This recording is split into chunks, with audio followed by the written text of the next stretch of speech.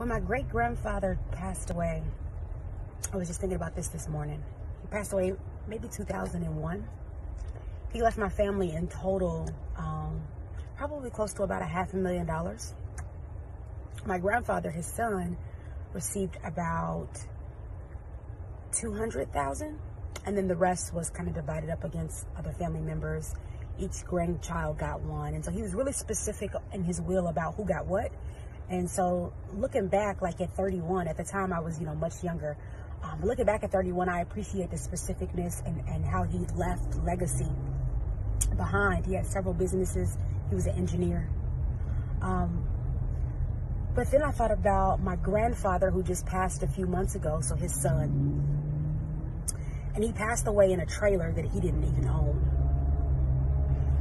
And I think about legacy, and I ask myself, how do we get from millionaires, in the early 2000s, with my grandfather's legacy, kind of paving the way, right, for entrepreneurship and wealth, to a trailer on a countryside in Illinois.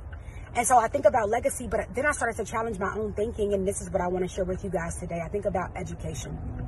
So my grandfather wasn't a dumb man at all, had several businesses, but wealth, how you acquire and keep wealth, has to be taught.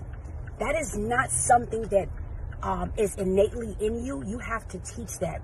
And so for my parents that are going into investing, whether it's stocks, whether it's real estate, and you're going into investing and you're starting to rehab homes and you're starting to work on homes and you have all these plans, I challenge you to keep your children by your side and let them know you're wise.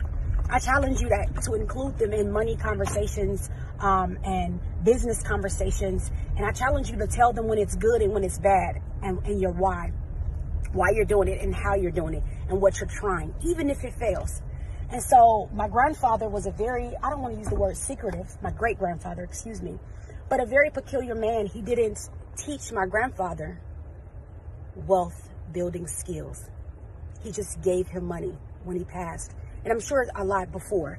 And so legacy means nothing if it's not coupled with education, because the next generation has to be ready to hold the baton and to take us into, and to really grow it, and to really grow with the baton and grow what you handed off. And so to parents, aunties, uncles, you're starting a business, keep your child right there. Keep them right there. Keep them right there and begin to share with them your why, your how. Have money conversations with them. Couple that legacy you're trying to create with education. Peace, y'all.